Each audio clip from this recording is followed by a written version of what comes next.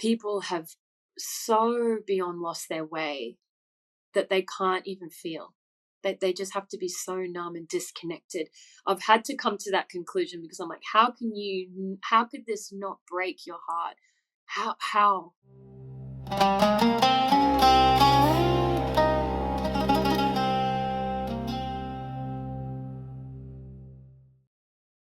Welcome to another episode of the Olive Roots podcast.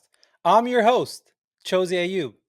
Today we have a very beautiful soul, and she has a lot of names, not like names in what she does, occupations. She's an author, she's a trauma guide and womb healer. She's also an advocate for Indigenous and children's rights. Her name is Abby Kneipp. Hey, Abby, Hello. how's it going? Good. How are you? It's good. It's a little chilly here today. How about there? Where are you? Oh, in Australia, it's a bit steamy. We're in spring. But yeah, it gets hot pretty early on in spring. So yeah, it's pretty steamy today. Oh wow. So this is the time where it gets hot. Australia gets hot for like 6, 7 months out of the year. Like crazy hot. Wow. I heard hmm everything there as far as species and insects is designed to kill you.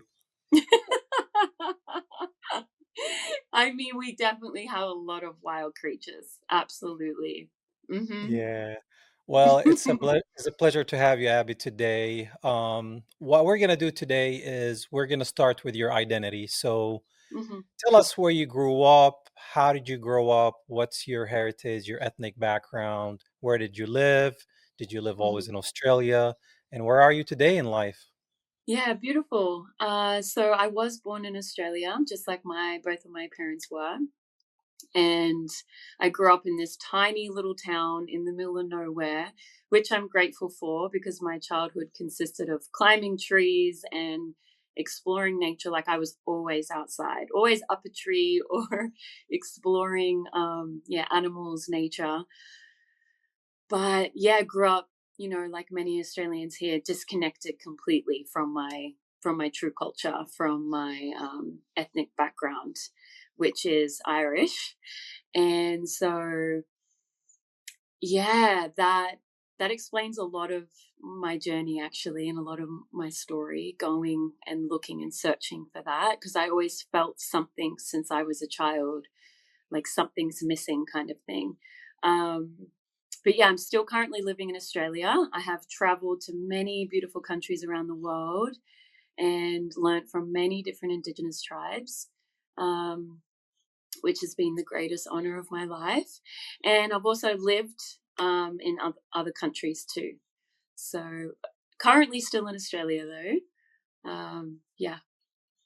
Okay, so you lived or did you visit other indigenous communities? Yeah, I visited other Indigenous communities. It started when I was 22. Me and my brother were traveling through South America. And yeah, I heard about this particular plant medicine when it wasn't popular back then. And I did crazy research on it and met these indigenous peoples, these medicine people, and started journeying with them. And it was just one thing after the next. I just would get a call, I'd get an intuitive message like, oh, wow, I've got to go sit with this tribe in this country. And that's been my life for like the last 11 years. And I think it's really important, really, really, really important to spend time with different indigenous cultures and, yeah, decolonize and learn about their sacred ways and learn about who you are, away from the Western world. I feel like it's very important. Where were you in South America? I've been to many countries. I did start that particular journey in Bolivia. But yeah, I've lived in Peru, lived in Mexico, and traveled through Costa Rica, Panama, Colombia, Guatemala, Argentina as well. Wow, wow. Any Mm, other indigenous people outside South America?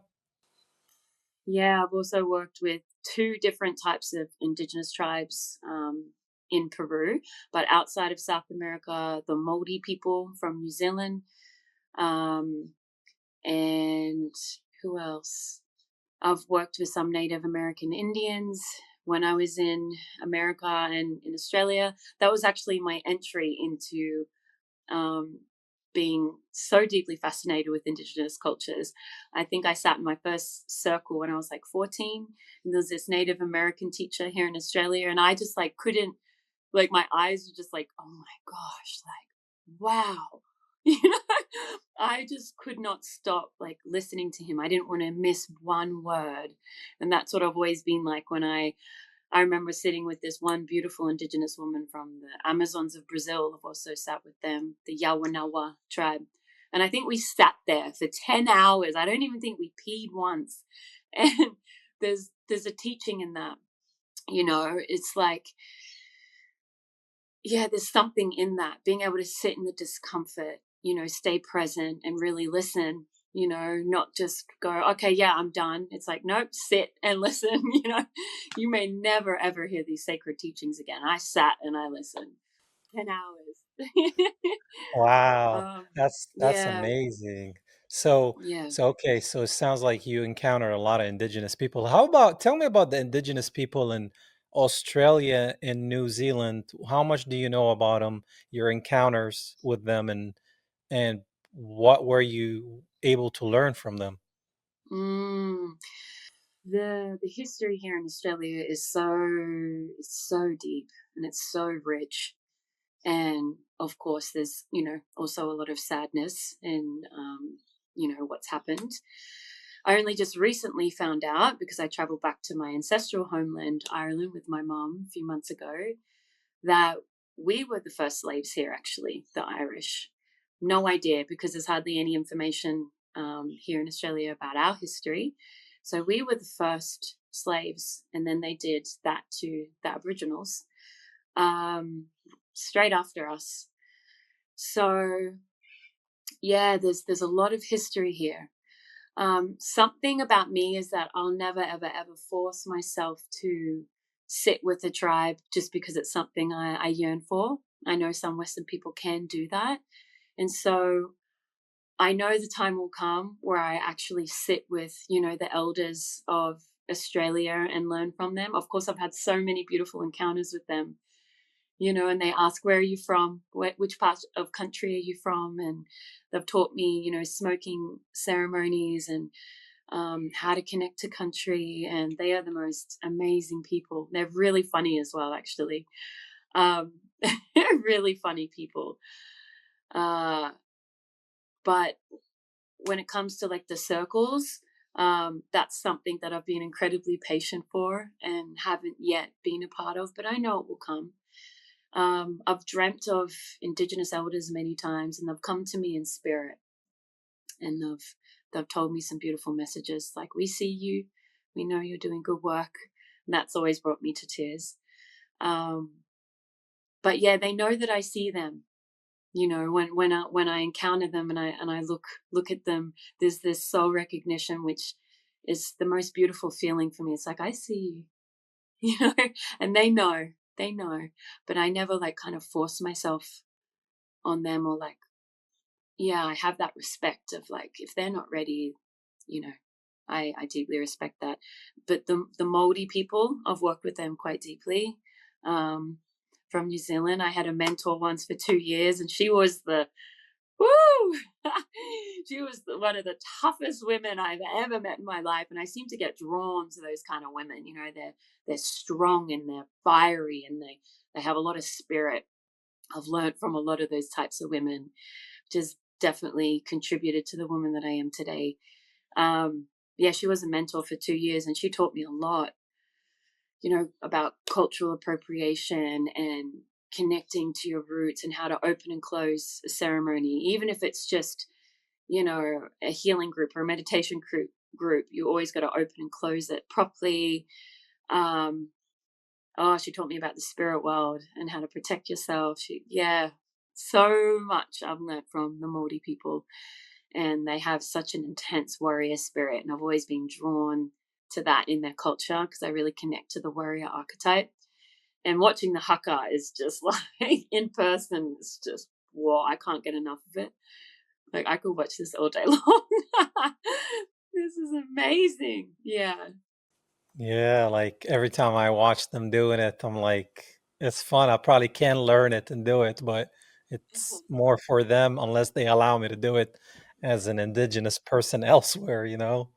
Mhm. Um, They so do. yeah, as far as the indigenous people over there, are they implemented in the same areas? Do they live in the same areas as everybody else? Do they have their own communities? Are they treated the same, or are they treated, with prejudice? Like, how is it? Ah, I speak about this a lot with people, um, because it frustrates me. This is one of the things about the Australian culture. Um, Spiritually, the Australian culture is very, very young. You know, I think because people don't know where they come from. When I first disconnected from the identity of being Australian, people would look at me like so strangely. I'm like, no, like that's just something that's made up, but for a lot of people, they can't fathom that. And I get it. I understand. We've got to cling on to some sort of identity to know ourselves up to a certain point when we're growing. But the majority of us are, Irish, Scottish, or English. Um, so there's a massive disconnection here, the white Australian culture. And there's a lot of racism and prejudice still. There's like, you have both sides. There's the beautiful Australian people, ones of us that are walking that path, that are, decolonizing, that support Indigenous rights, that are always out there protesting or doing something for the environment, that we're allies. And then there's the other side of Australia where it's so old school and racist and prejudice, and there's this strange identity about what it means to be Australian, and it's really disrespectful, actually. Um, and yeah, there are a lot of Aboriginal people that live in the communities, but they generally stick to themselves. Sometimes that they don't. And then there's a lot of remote communities, especially like in Northern Territory, Western Australia. But there's a lot of issues in those communities too due to colonialism, and that's something that I try to bring up all the time to the Australian people, is that these issues didn't just stem from nowhere. And when you can understand what they've been through, what they're still going through, you can develop that deeper sense of compassion, um, because that's intergenerational trauma, you know. So I'm always spreading that message, to be able to see what colonialism really looks like, that it's still, of course, playing out. There's a lot of trauma, and that this country is still fairly like new, like the culture, a couple of 100 years old. Whereas in Ireland, been resisting for 800 years. Um, yeah. So I remember actually I heard an Irish speaker when I was protesting for Palestine in Western Australia a year and a half ago. And he said they called it a famine all these years in Ireland, but it wasn't, it was a forced starvation, and tears just streamed down my face. It was the first time I actually heard that. And I was like, oh my God. And he said, if you're an Irish descendant and something came over you the moment you saw what was happening in Palestine, it's because it's the same colonizers. And it was like, whoa. Oh my, because I didn't make that connection in that moment because I was still disconnected from my heritage. And it was like, whoa. Yeah, I Yeah. mean, there's a lot of parallels between the Palestinians and the Irish with what they went through from the Brits, and Hmm. how the Irish resisted, and they were starved, and Hmm. it was a forced famine, and killing and murdering, bombing and Hmm. retaliations, and resistant fighters that were called terrorists. So it's Hmm. kind of like very identical to the Palestinian situation. But on top of all that, with Palestine, it's them using the religion Hmm. as a way Yeah. to ethnically cleanse the non-Jews. Mm. So tell me a little bit about your faith journey. How were you raised? what kind of faith were you following? What are you following today? What do you believe? And Mm-hmm. that whole faith journey that you had in your life until today. Mm-hmm. Yeah, thank you for asking that. I actually grew up in a family that weren't religious. They grew up very, very, very religious, but it was forced on them, so they didn't want to do that to me and my brother. They kind of just kept it open. I remember I just, as a child, felt this yearning to be able to talk about it, but they also didn't want to go there. Um, as a young child, I've always been really, really connected to the stars, and I always knew I wasn't from here. And I'd look at the stars and feel this longing to go home. So I always believed in like the heavens, the stars, the planets, and I always had this feeling that there was something taking care of me. And I started praying for my family at a young age, and it just came out of nowhere. And I started praying for my friends at school, and I wouldn't tell anyone about it. And I'd notice things would happen, and I felt that feeling of magic. And it wasn't long after that, maybe I was 10 years old, where I started believing in angels. So that was kind of my belief for a very long time. There are angelic forces around me, and there is something greater than I. I just didn't have a name for it yet. And it wasn't until 2020 I kept attracting all these clients who, had a deep connection with God and with Jesus. And I was like, this is not a coincidence, because I don't believe in coincidences. And I was like, okay, interesting. They would send me songs and they would pray for me. And I was listening to this song one time that was about God, and I could not stop sobbing. Like, I think it lasted days. And I still listen to this song to this day, and it's like one of my favorite songs. And I went, there has to be like for me personally, I connect to like a father God and a mother God, and they both feel different. But that was the only way I could kind of make sense of it, because I was following this goddess path for so long, like the goddess, the mother, the earth wisdom. And I think I needed to go on that path to then be able to connect to the father aspect of creation of God. And so, yeah, I started to deeply connect to the father aspect of God. And I realized that was something that felt missing for me for a lot of my life. And then not long after, I had a healing, and Jesus came through my healing. I couldn't believe this is the first thing I said to him, but it's quite funny. I was like, "You're real, bro? Like, Hold bro, on, hold you're on. real?" You had like an encounter with Christ? Yeah. Wow. And the And first thing you said is like, wow, you're real, bro? I think because I was so like blown away, and I was like, "Well, of course he has a great sense of humor, like, of course." And yeah, he just came to me and said, like, everything is going to be okay. And I was so blown away. I didn't have another encounter with him until a few years later. He came to me with Mary Magdalene, and they said to not be afraid of true love, because my heart was like really, really heartbroken, really deeply heartbroken.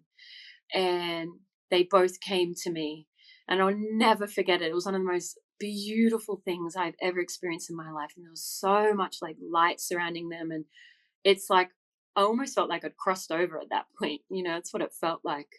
And like I was completely out of my body. And they said to just not be afraid of true love, and they're helping my heart to heal. So to fast forward to now, it's funny we're having this interview, because it was only a couple of months ago where I dropped back into connection with Jesus. And really was like, all right, like, I really want you in my life. And for me personally, I respect everyone's religions. I have friends from all sorts of backgrounds and religions. I've always been like that. I don't feel called in this moment in time to join a religion, but I believe in the utter importance of prayer. That has probably been the main thing that's kept me sane, especially since 2020. Like, there is nothing anyone could say that could ever make me believe otherwise. Prayer is so powerful. It is so unbelievably powerful. And I believe in a Father God and a Mother God, and I believe in Jesus deeply with my whole heart. And yeah, I'm excited to see where the evolution of this takes me. Yeah, because it's very exciting, and it's definitely adding a deeper level of peace to my life. So that's my faith journey, and I know that we're all protected and guided by love, and we've just got to open up to it, and we've got to trust in it. And regardless of what religion, what we call it, it really is just love. It's this ever-present, omnipresent love that is so powerful, and that is who and what we are as well. So when we connect to them, we're really just reconnecting to ourselves. That's who we are too. We're not separate from that. And that's what I keep getting taught by God and Jesus is like, oh wow, the kingdom of heaven, of course it's inside. It's like, it's inside of me. I am that. Yeah. Yeah, the So kingdom is of heaven is within, and mhm, a lot of mhm, people forget that we are also a temple, right? mhm, So Jesus was the third temple, and when he left, he kept the Holy Spirit, and that mhm, dwells among us, right? And mhm, it dwells in these temples, even though we're still sinners and we still fall short because we can't be like Christ. We thrive to be, but can never be. But the Holy Spirit will always try to guide you and correct you and hopefully make you a better person daily, right? mhm. So now, as far as that encounter that you had with Christ, were you doing a specific um ceremony, or were you doing like soul searching? What were you trying to do, and why were you doing it, and how did Christ show up? I want more details of that because that's a beautiful story. Yeah, of course. The first time in 2020, I was receiving a healing from my mother. Actually, we're very close, and I just asked her to give me a womb healing. Just felt like I needed it. We do that to one another every now and again. So it was actually, which is even more beautiful, through my mother's healing that Jesus came through that first time, where I said, "Whoa, you're real, bro," because I was so blown away. um, Yeah, and he was just there. So the first time he was just there and didn't say anything, but his presence was just, yeah, so healing. So yeah, I was specifically like wanting to heal my womb um, from past heartbreak. The womb is something that I work with very deeply, and I just found out recently, which is very interesting, was that Jesus. I know everyone has a different connection to Jesus and history, and but I found out that he was a deep worshiper of the womb, and that makes so much sense to me.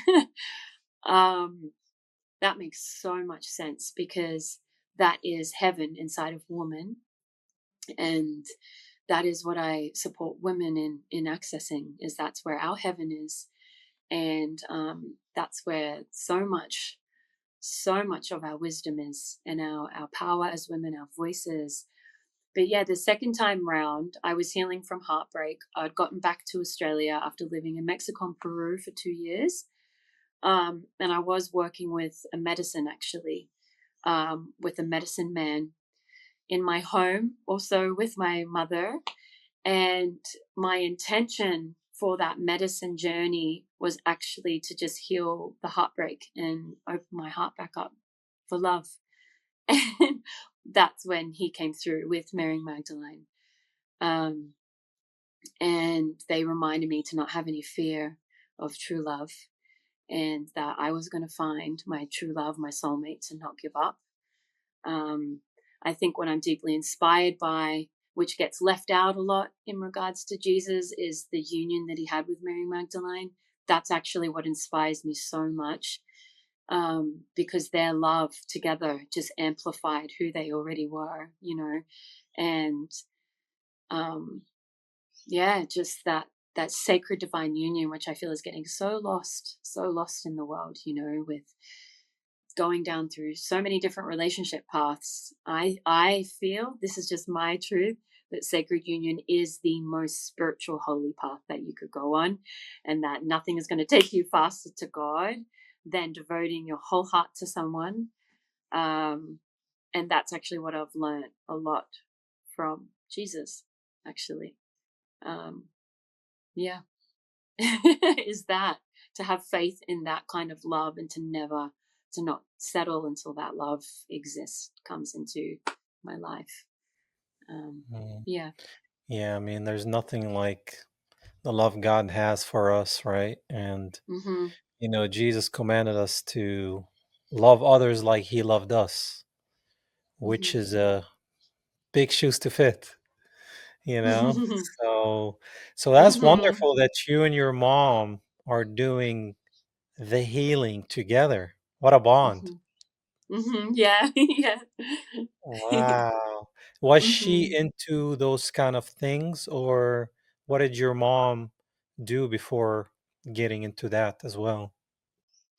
um my mom wasn't into those things, but it was probably when I was a teenager she started uh getting into like organic foods, and um yeah, she started on this like plant-based supplement. And then so at 14, I was like listening to these scientists talking about our cells and glyconutrients. And um, yeah, so without realizing at the time, I think she was getting me on the path of like cleaning my temple, you know, and I'm really, really devoted to my health, and I believe in fasting and all sorts of things, which I do in my life. Um, but yeah, since I was a young child, it was actually me who was really, there was just, I was always obsessed with the truth. I could tell when adults were lying to me. As a little girl, I always knew that there was more to the story. I just connected to something so much bigger as a little girl. And so I always just followed this thread of curiosity in my life. And I was about 20 years old when I said to the universe, I was like, I don't know what you are, but you're something great and grand. I want to change my life. I just want to change every single thing because I'm not happy. And then a couple of weeks later, I started my personal development journey. I started it with my mom, actually. So we kind of started it together in a way. But then my path took me to the Indigenous tribes and plant medicine and womb healing, and then following the path of the goddess for a really long time. So yeah, that was my own path that didn't really come from anyone. I just kept following that. Um, but yeah, now she joins for parts of it. um, yeah, she Mm, does. that's beautiful.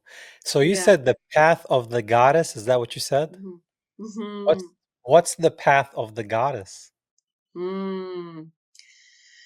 Oh, that is a deep path to take. So, oh gosh, she has been calling my name since I was a child, and she is known by many names. Um, the mother, the goddess, the creatrix. Um, yeah, she is the one that lives inside every single person, especially every single woman. And she's also known as the wild woman. And as we know, that word has a lot of stigma around it, the wild woman, that she's dangerous or corrupt or disobedient, but really it's the woman that's returning to herself. That's what the wild woman is. And that's the path that I've been on for a very long time, of going, wow, I don't actually want to do what everyone else is doing. I don't actually like listening to authority that is taking me further away from who I am. I've always done the opposite of what the government has told me to do, and found my own path. But really, the goddess path is listening to the heartbeat of the mother, that has been so squashed. It's like you look at all the forests that have been logged, all the animals that just are not taken care of, everything, the earth that is constantly being used, the same thing is happening to her, she, the mother, the feminine. And so it's a direct reflection of the disconnection from the goddess, from the mother, is how we're treating the earth. Um, and since a child, like every time I saw a tree get chopped down, I would like be inconsolable. I would be like opening the car door as it's driving, and I'm like, Dad, pull over, stop the car. We have to tell them to not chop down the tree. It's like I could feel it in my body because um, most women have forgotten this. But when you are connected to your womb, you're connected to the earth, and you can feel her pain in your womb. And you can also feel her joy and her beauty and her wild creative intelligence as well. But you can feel what's being done, and it hurts, and it's incredibly painful. Which is also that fire in me that stands up.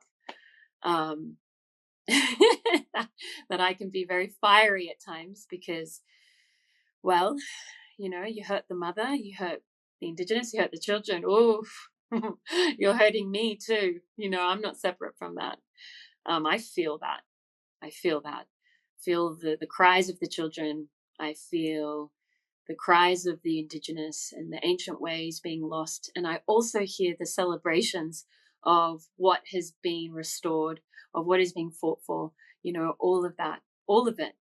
But yeah, to put it simply, because that is a podcast in itself, the Goddess Path, um, it's really just listening to and following the rhythm of your own feminine nature, because we are not linear.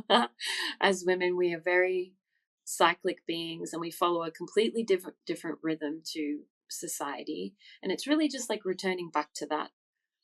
um we bleed as women, and we literally have the same seasons as the earth does. And so when we follow that as women, then we truly become, you know the the wild feminine. It's like we've returned back to that, because I deeply believe too that men want to be able to connect to that too.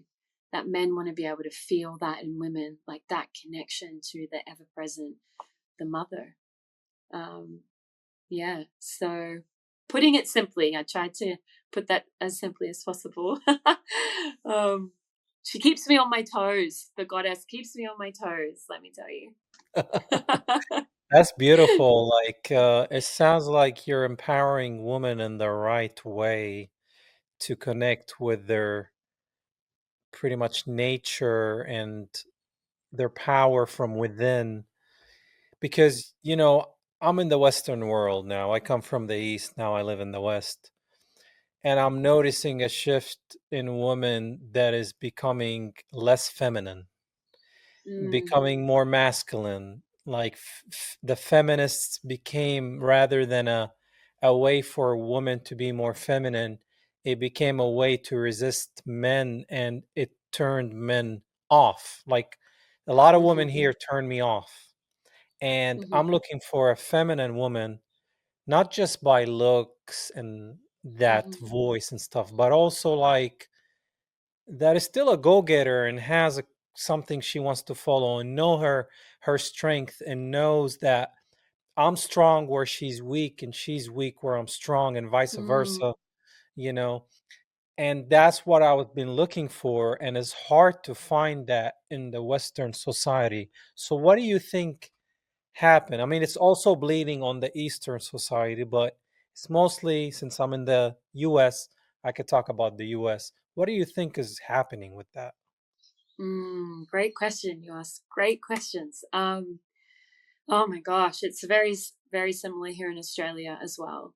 I've lived in America before, so yeah, it's very similar in Australia with the women here too.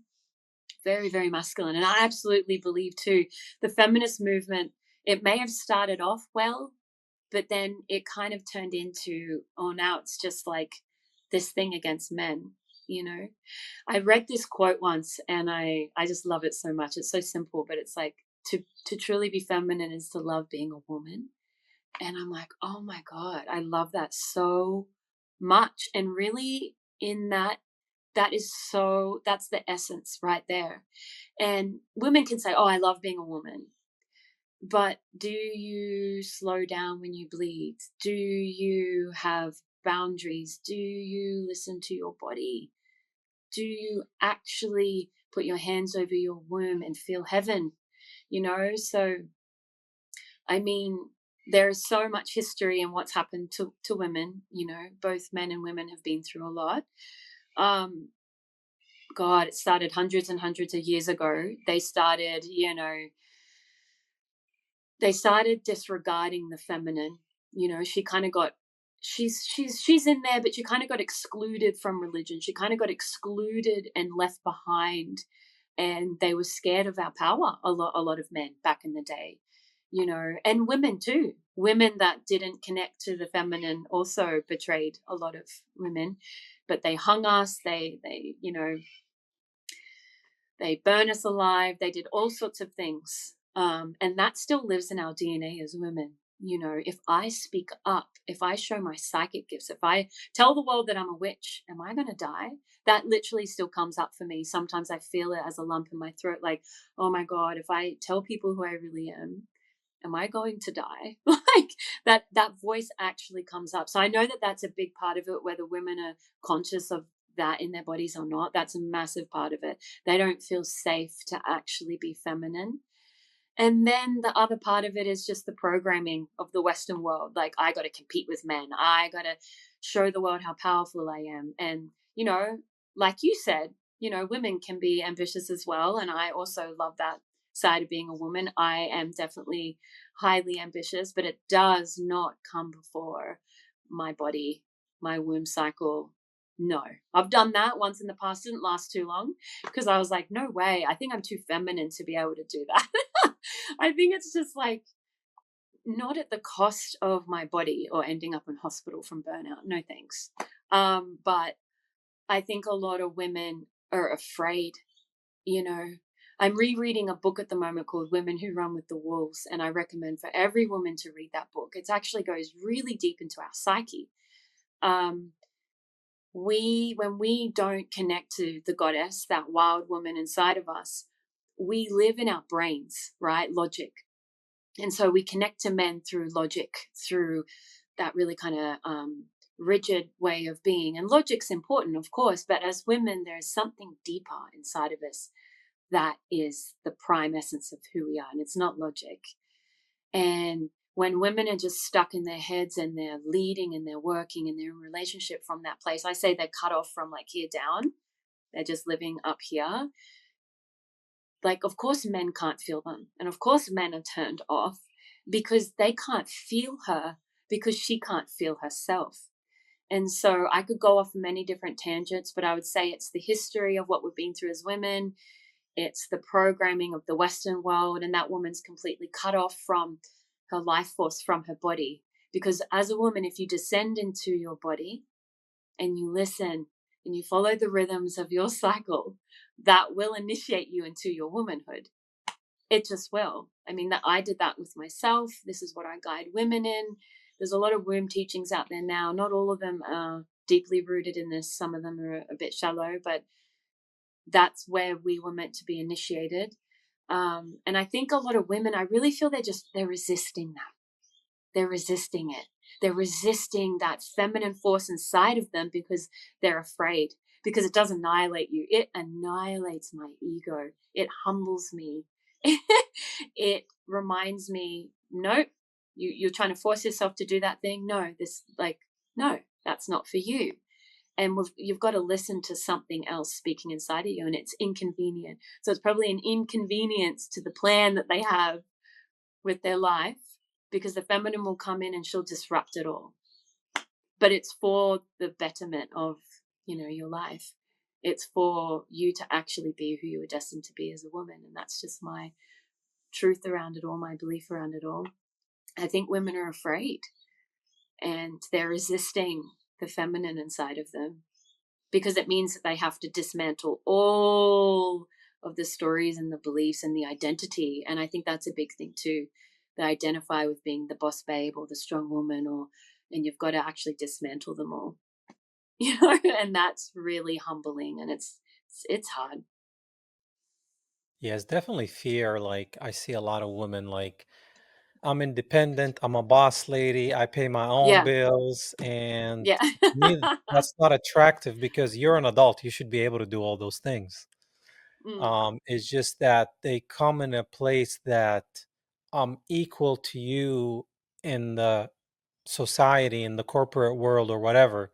And I'm like, okay, but that's not what I'm looking for. I'm looking for the loving, the nurturer, the mhm, soft spoken, the feminine love, like not a mom, but kind of mhm, something that resembles that because I know a lot of women might subconsciously be looking for somebody like if they had a healthy father, like a mhm, relationship, marriage between their parents.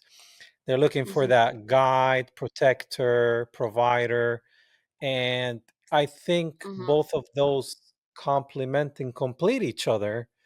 But I feel like there's so much fear that they're not willing to live here. Like you said, they live up here to connect with the man. But if I want that, I go talk to my homeboy. I'm not looking mhm, for that. I'm looking for mhm. something else and not just the sexual part. It's just that interaction and Yeah. loving and I don't get that much here. It's very rare and hence why I'm Mm, single. mhm, It's mm, just very tough. Okay, mm. so let's switch gears here. Um, Gaza, Thanks for sharing that. of course. Let's switch gears. Let's go to Gaza. Gaza. Um, Mm, what did Gaza mm. reveal to you, and how long you've been aware of Palestine? What's been happening to Palestinians, or did that recently hit your radar? Tell me a little bit about your Mhm. encounter and your thoughts about Gaza overall. Really getting emotional. I first of all just so relieved to be able to talk about Palestine, you know, um, on a podcast interview. Thank gosh. I tried to get a few in the last year, and I think people just were afraid to go there. But I actually had no idea about what was going on in Palestine until, yeah, a couple of years ago. Um, I remember my birthday is October the 10th, and I actually remember feeling really weird October the 7th. I was actually off of social media. I'd like hopped off for 3 months, and I was like about to come on the end of October 2023. And I remember feeling really weird in my body October 7th. I'm like, that's strange. Maybe, am I really that anxious for my birthday? And I just felt this, yeah, heaviness in my heart. And I went back online, I think 3 weeks later, and I was following one of my beautiful past clients um, who became Muslim, and she's from Germany, but she, yeah, has a deep, deep love for Palestine. And I saw her sharing all this imagery in these videos, and my heart instantly just sank. Like I felt it in every cell of my being. And I was like, I have to speak about this. It was like instant for me. So for like days, I was constantly watching everything she was posting. I then went and followed journalists and people from Palestine. And it took less than a week for me to start speaking about it. Something inside of me just this, I don't know, this force inside of me was like, I have to speak about this. And I probably posted at least 5 times a day for over a year. And yeah, I've read books, gone to documentaries, protests, but oh gosh, there's so much I could say about Gaza, about Palestine. I think one of the most heartbreaking things. I mean, I cried every day for a year and a half for Palestine, like every single day for like a year and a half. Um, I think the most heartbreaking thing is just how the how is this still going? How? I, I I I wish I could answer that question. How is this still going? Um, and I've gone to like deeper and deeper layers of it to try to understand the collective shadow as much as possible. But I really feel that people have so beyond lost their way that they can't even feel. They just have to be so numb and disconnected. I've had to come to that conclusion because I'm like, how could this not break your heart? How? I'm so sensitive to suffering. I always have been since I was a child. Always, no matter all the traumas I've been through, and I've been through a lot, I haven't shut that part of me off ever. And I try to understand how people can get to that point where they can't feel like that. Yeah. Uh yeah. I felt every single emotion when it comes to Gaza, and I had to take a step back for a little bit when I had so much rage. And it wasn't coming out in healthy ways, and I needed to sit with all of that. Um yeah. I feel like maybe I've gone off tangent now. I'm trying to remember even your first question, but No, no, you're fine. I mean, Gaza has my whole heart. The yeah, most like no, beautiful people. we're not supposed to see something like this happening for that long as a humanity without be like, I think it's when we feel helpless because individually we couldn't stop it. And me being Palestinian living in the US, like seeing my people and especially the children. I mean that's Mhm. really, I mean, either way, men and women, but like, I'm like, okay, the Western world, hello, if you don't care about the men and women and you claim they all are terrorists and Muslims and all that, whatever that narrative, and I'm like, okay, you're wrong anyways, but let's just say, okay, let's put that to the side. Mhm. Children. So if they look at children and not have any feeling or say, well, they did it, so, and I'm like, no, man, you just lost your humanity. You lost your conscience.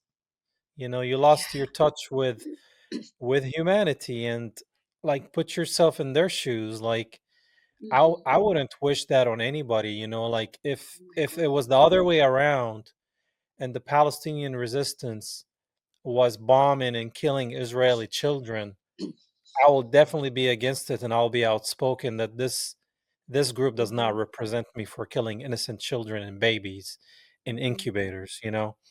So if I see that happening anywhere in the world, I would not stay quiet Mhm. because it's children, man, and Jesus is with the children Yeah. and he's with the oppressed, and Mhm. it's been try to they've been trying to spin it as a religious war and Yeah. fulfillment of prophecies and Jews Mhm. versus Muslims for the Holy Land that's supposed to be Jewish, and neglecting that there's Palestinians and the birthplace of Jesus Christ of Nazareth, and us, the Palestinian Christians that are descendants of Jesus Christ and the true inhabitants of the land, along with the Muslims. Mhm. And these people come from Europe and they say this is our land, and it's colonization. That's what it is all over again, you know? Exactly. Yeah, it's colonization, it's imperial Yeah. colonization Mhm. masquerading as something else. Mhm. They pretty much try to do a different spin on it. Mhm. They did it Absolutely. to America, they did it to Australia, they did it to India, Africa, South Yeah. America. They're like, okay, people are not going to accept that. How can we have a different spin on it? Oh, Mhm. let's use religion this time. Not that it hasn't been used, but kind of like on steroids, right? Yeah. And Oh my gosh. tell me about Australia when it comes to the genocide in Gaza. I've seen some mixed signals from Australia. There's people that are anti-genocide, and there's Mm-hmm. people that are standing, being patriots of Australia, but Mm-hmm. raising some Israeli flags. And I'm like, you say you're a nationalist for your country, Mm-hmm. yet you're raising a flag of a nation that is committing a genocide because of whatever beliefs. Like, what's going on Mm-hmm. there? Mm. Thank you for sharing all of that too about Gaza. Um, Of course. oh yeah, Australia.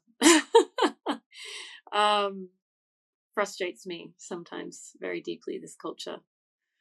Try to have patience. um, thank gosh, the area that I live in, there's a lot of people who are aware, and there's a hub of people that love Palestine. And a couple of people that went on the Freedom Flotilla actually are from the area where I live, like about half an hour away. Surya being one of them. He's a beautiful, beautiful soul. Um, so there's like a hub of people that are just like, yeah, we're standing with Palestine forever. Like we're so rock solid in that. We love Palestine. We're annoying the politicians. We're, doing whatever we need to do. But yeah, there are people that are also not supportive.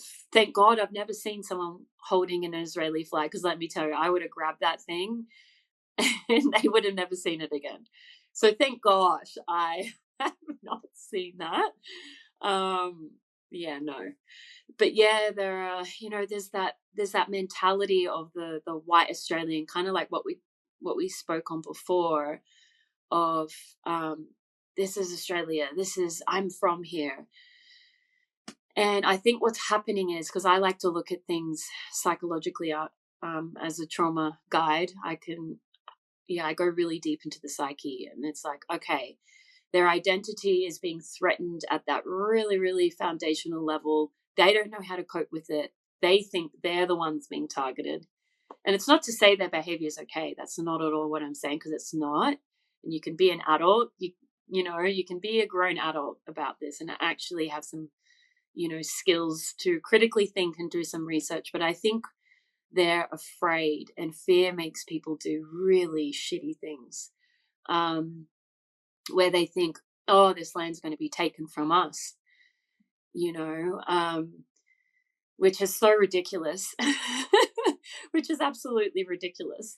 Um, and I think that's what it is. And I really think it's the insane level of programming that's been put on Arab people, that you've been seen in a certain way. Like, it's like now I never miss it when I'm watching a movie or something.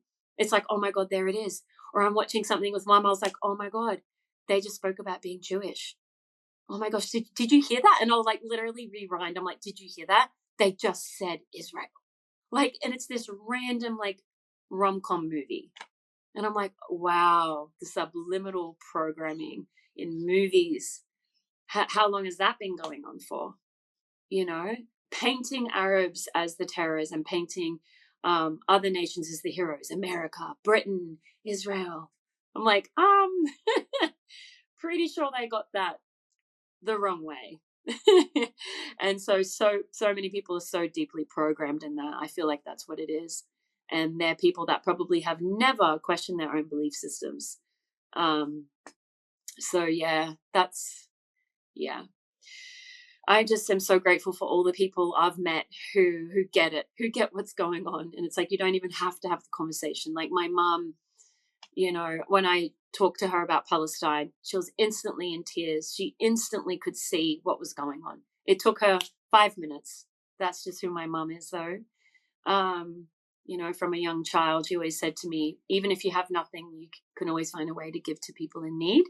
I was always door knocking on people's houses, collecting money for children overseas. But a woman came to our house to pick up clothes that we were donating, because she's sponsoring this family from Afghanistan to come over, and we're able to have a conversation with this woman.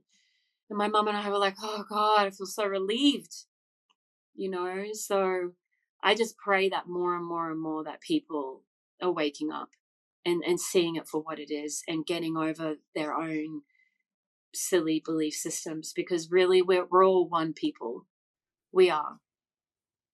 We are one. Yeah, we are one, and suffering of any person should be dealt with. Some suffering of me watching them suffering and try to help, right? That's Yeah, what Christ would do. And absolutely. especially that happening in the land of Jesus is just very ironic, right? But Yeah. the beginning is there and the end is going to be there. And Mhm. what's happening right now, the devil is masquerading as God in that land and Mhm. fooling a lot of people. But thank God, a lot of people are waking up. A lot of people went back to their Bibles to be like, what have we been taught wrong about the word Israel in the Bible versus modern state Zionist Israel? Mm. That Israelis were created in 1948, Israelis are not in the Bible. And Mhm. who are the Palestinians? Oh, there's Palestinian Christians. What? I didn't know that. There's a church in Gaza. Oh, there's multiple churches in Gaza. So it's good. I mean, a lot of people are waking up. That's why we always Yeah. have to keep speaking about that.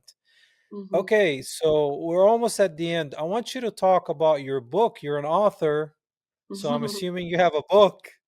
So tell us about the author part and if there is a book. I don't know. So, Mhm.